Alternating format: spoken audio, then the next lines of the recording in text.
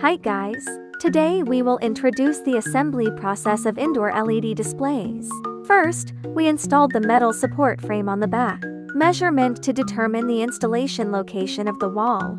The screen measures 3.2 meters by 1.92 meters.